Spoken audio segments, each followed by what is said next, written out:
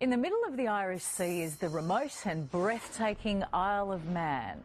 It's a serene place where for 50 weeks of the year the pace of life can only be called relaxed. But for the other fortnight it's mad, dangerous and deadly.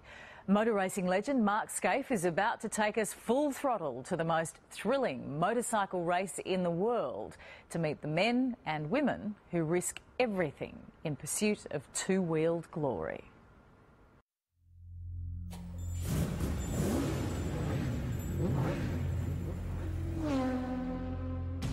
It is absolutely just beyond your wildest dreams to think that you could come here and race a motorcycle.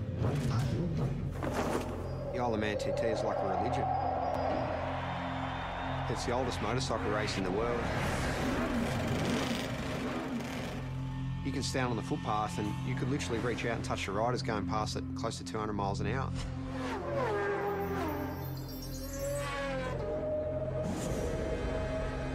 The houses are passing you so quick, sometimes it feels like you're inside a video game.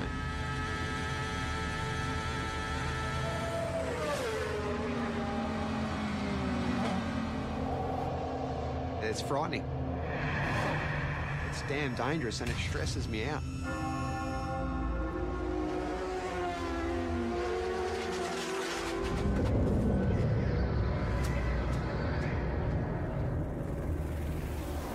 Unless I'm very much mistaken, Mark, this is the greatest motorsport event in the world.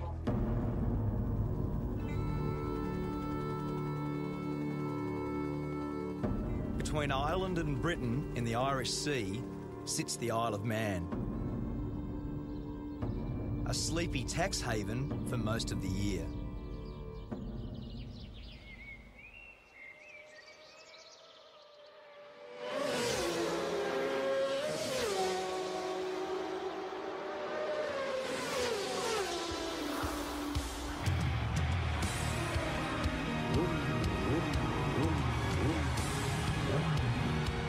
I've come here to witness the most dangerous road race on Earth. It's about 200 kilometres an hour, straight at the front here, absolute lunacy. I want to find out what drives these riders to test themselves and their machines in a brutal event called the TT, the Tourist Trophy. There's a lot to get right and a lot that can go wrong, so it is part sprint race, part endurance race, and it's a time trial, so it's so unique. Peter Brock used to say that great racetracks have got consequences. The Isle of Man TT is the ultimate road course. It's the fastest, wildest and most dangerous racetrack I've ever seen. And for the riders that compete here, there is absolutely no room for error.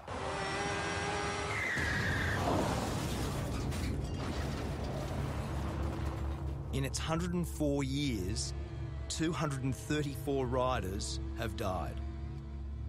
It says on the back of your pass that motor racing is dangerous. This is dead set dangerous, isn't it? It is. It really is. It's frightening. Aussie rider Cameron Donald is one of over 200 starters this year. And when you add the fans, it's like an invasion. With Cameron is his girlfriend Karen, herself a keen motorcyclist. They've been planning for the race all year. So is this normal nervous start tension? Kind of is. Normally this is done the night before. Is it? A late night last night, obviously.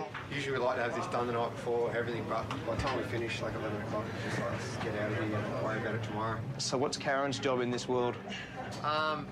Keep me calm. We were born without time, nameless in the arms.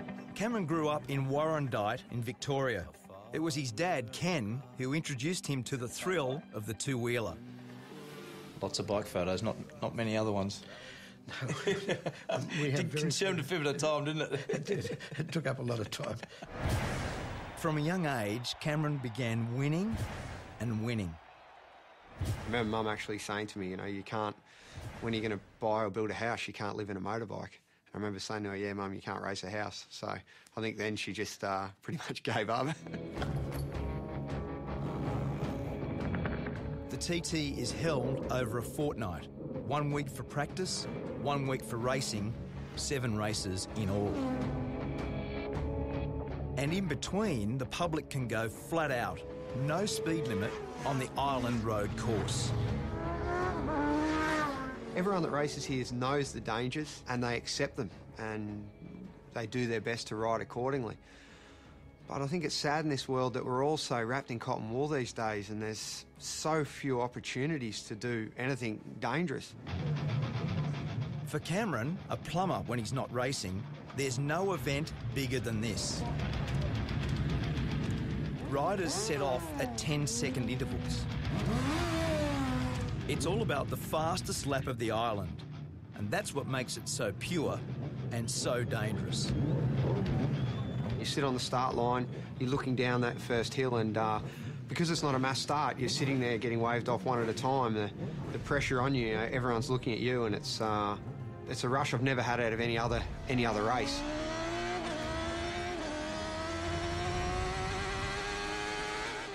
There's just so few events in the world where we can do such a thing, you know, where you can close off a road and race a motorbike around it. It's such a beautiful thing.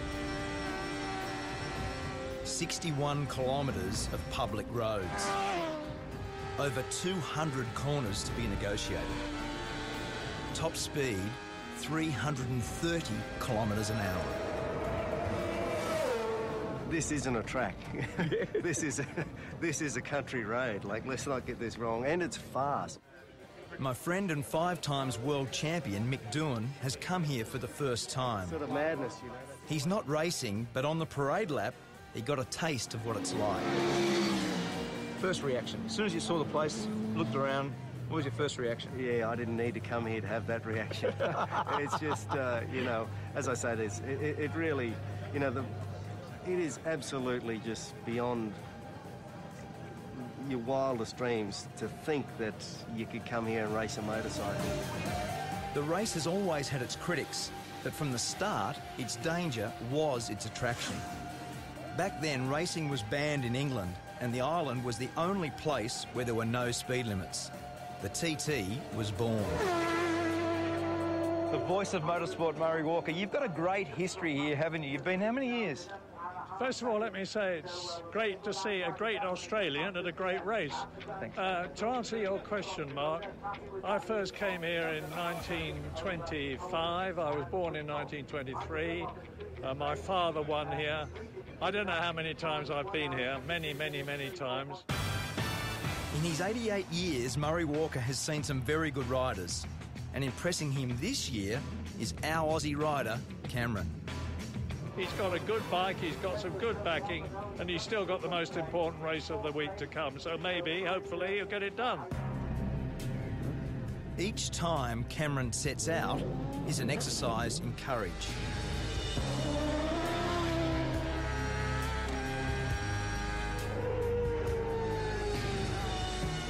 Each lap is an anxious one for Karen, who gets radio updates on his progress. I see the worry in her face before I head out for a race and sometimes I feel a little bit guilty for putting people close to me through that stress. In the week I was there, 7 people lost their lives. 3 riders and 4 members of the public. ACU Events Limited regret to announce the death of Derek Bryan. I've lost a couple of friends in my years racing at the Isle of Man, and I do think of them in the corners that they've fallen in, and where Dobbsy crashed is one of the most intense corners on the track. Dobbsy, Paul Dobbs, died in the TT last year. He lost his life to the sport that he loves, so. Just one of them, mate. Paul was buried on the island, leaving behind his wife and 2 daughters. So what did you love about him? God, everything. Bridget is Paul's wife, A year on, she's brought the girls back to remember their dad at the race he loved. You know it's risky, of course you do. I mean, you know, everyone loves those photos of riders' heads this far from a stone wall. You know, obviously, the reason you love those photos is you think, oh my God, it's so close, you know. That's, it's, you know, other people have said that you only really know that you're alive when you're almost not. Some are just plain lucky to survive, like Connor Cummins. I can actually see, you know, where it's all gone wrong. I've disappeared over the side, and the way I look at it, that's where, you know, the injury started to happen, and it's sort of, it does get to you a little bit. We'll just get on with life. The world ain't going to stop for me. Has your opinion of the TT changed based on what's No. happened? No? No, Do you think it should be banned? you can't possibly ban it. I mean, I don't know if you could ban it if you tried. It's like a monster, you know. It's bigger than the rest of us. Riders don't come here for the prize money. There's hardly any. The TT is simply about the glory of being the fastest. And for Cameron, it was a glorious week. In his chosen race, the Superbikes, he was just pipped for first. But second still felt pretty good. Congratulations, mate. Well done. Really good, huh? When will you settle down and stop doing this? I don't see it too far away. I never saw racing the Isle of Man as a long-term prospect because, look, it is so dangerous, and I do see it as a numbers game. If you keep coming back, sooner or later, I see it's going to catch you out.